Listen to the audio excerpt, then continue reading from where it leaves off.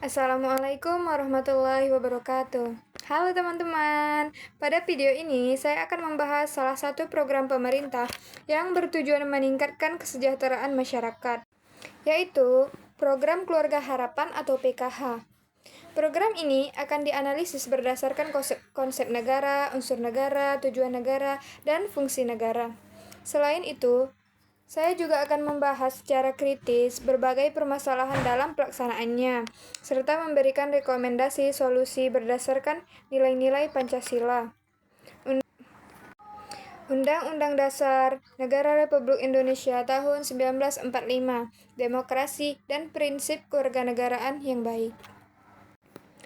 Program Keluarga Harapan atau PKH merupakan program bantuan sosial bersyarat yang diselenggarakan oleh Kementerian Sosial Republik Indonesia. Program ini ditujukan kepada keluarga miskin dan rentan untuk membantu memenuhi kebutuhan dasar, terutama dalam bidang pendidikan, kesehatan, dan kesejahteraan sosial. Tujuan utama PKH adalah mengurangi angka kemiskinan, meningkatkan kualitas pendidikan anak, meningkatkan kesehatan ibu dan anak, meningkatkan kualitas hidup keluarga penerima manfaat. PKH menjadi salah satu instrumen penting pemerintah dalam mewujudkan kesejahteraan sosial bagi seluruh rakyat Indonesia. Negara merupakan organisasi yang memiliki kekuasaan untuk mengatur dan mengurusi kepentingan masyarakat demi tercapainya tujuan bersama. Dalam konteks PKH, negara menunjukkan perannya sebagai pelindung masyarakat. Negara memberikan perlindungan sosial kepada kelompok rentan agar tidak semakin terpuruk akibat kemiskinan. Yang kedua, pelayan publik. Negara tidak hanya membuat aturan, tetapi juga memberikan pelayanan melalui bantuan sosial kepada masyarakat. Yang ketiga, penyelenggara kesejahteraan. Indonesia menganut konsep negara kesejahteraan, yaitu negara yang bertanggung jawab meningkatkan kesejahteraan rakyatnya. Karena itu, PKH merupakan bentuk nyata kehadiran negara dalam kehidupan masyarakat. Terdapat 4 unsur utama negara, yaitu yang pertama, rakyat. PKH ditujukan kepada masyarakat miskin sebagai bagian dari rakyat Indonesia yang memiliki hak memperoleh perlindungan dan kesejahteraan. Yang kedua, wilayah. Program ini dilaksanakan di seluruh wilayah Indonesia, mulai dari perkotaan hingga daerah terpencil. Yang ketiga, pemerintah yang berdaulat. Pemerintah memiliki kewenangan mengatur, mengelola, dan mengevaluasi pelaksanaan program. Yang keempat, pengakuan dari negara lain. Keberhasilan program perlindungan sosial seperti PKH menunjukkan komitmen Indonesia terhadap pembangunan manusia yang diakui secara internasional.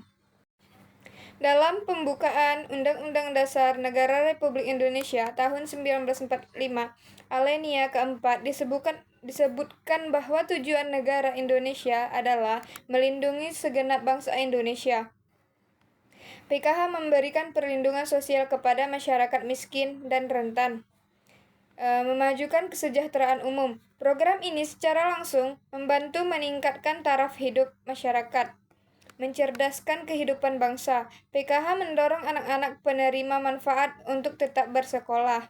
Dengan demikian, PKH telah mencerminkan beberapa tujuan utama negara Indonesia. Menurut teori kenegaraan, negara memiliki beberapa fungsi utama. Yang pertama, fungsi kesejahteraan. PKH merupakan bentuk pelaksanaan fungsi kesejahteraan negara. Yang kedua, fungsi pelayanan. Pemerintah menyediakan bantuan sosial bagi masyarakat yang membutuhkan. Yang ketiga, fungsi pengaturan. Pemerintah mengatur mekanisme pendataan dan penyaluran bantuan. Yang kelima, fungsi pemberdayaan. PKH diharapkan mampu meningkatkan kualitas sumber daya manusia melalui pendidikan dan kesehatan. Walaupun memiliki banyak manfaat, pelaksanaan PKH masih menghadapi berbagai permasalahan. 1. Ketidaktepatan sasaran. Masih ditemukan penerima bantuan yang sebenarnya sudah mampu, sementara masyarakat miskin tertentu belum mendapatkan bantuan. Hal ini menunjukkan adanya masalah dalam sistem pendataan. Yang kedua, ketergantungan bantuan. Sebagian masyarakat berpotensi menjadi terlalu bergantung pada bantuan pemerintah. Padahal tujuan utama program adalah meningkatkan kemandirian masyarakat. Yang ketiga, kesenjangan akses di daerah terpencil. Masyarakat di wilayah terpencil masih menghadapi hambatan dalam mengakses layanan pendidikan dan kesehatan yang menjadi syarat PKH. Yang keempat, kurangnya transparansi. Dalam beberapa kasus masih ditemukan keluhan masyarakat terkait proses pendataan maupun penyaluran bantuan. Permasalahan tersebut menunjukkan bahwa keberhasilan suatu program tidak hanya bergantung pada kebijaksanaan, tetapi juga pada kualitas pelaksanaannya. Analisis berdasarkan Pancasila, demokrasi, dan kewarganegaraan. Sila kedua Pancasila, kemanusiaan yang adil dan beradab. PKH mencerminkan kepedulian negara terhadap masyarakat miskin.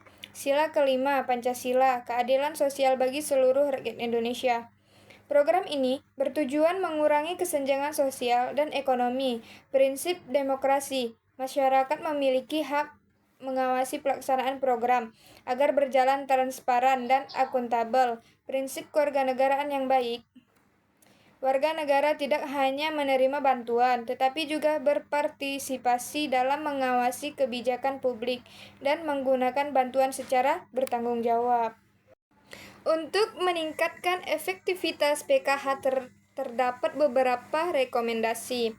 1. Memperbarui data penerima bantuan secara berkala, memanfaatkan teknologi digital untuk meningkatkan transparansi. Yang ketiga, mengintegrasikan PKH dalam program pelatihan kerja dan kewirausahaan. Yang keempat, memperkuat pengawasan oleh pemerintah dan masyarakat. Yang kelima, meningkatkan pendidikan kewarganegaraan agar masyarakat lebih mandiri dan produktif. Dengan langkah-langkah tersebut, PKH dapat memberikan dampak yang lebih besar dalam mengurangi kemiskinan. Sebagai simpulan, program Keluarga Harapan merupakan salah satu bentuk nyata peran negara dalam meningkatkan kesejahteraan masyarakat. Program ini mencerminkan tujuan negara Indonesia sebagaimana tercantum dalam pembukaan Undang-Undang Dasar Negara Republik Indonesia tahun 1945, terutama dalam upaya melindungi rakyat, memajukan kesejahteraan umum, dan mencerdaskan kehidupan bangsa. Namun, masih terdapat berbagai tantangan yang perlu diperbaiki agar program ini semakin efektif dan tepat sasaran. Terima kasih atas perhatiannya. Wassalamualaikum warahmatullahi wabarakatuh.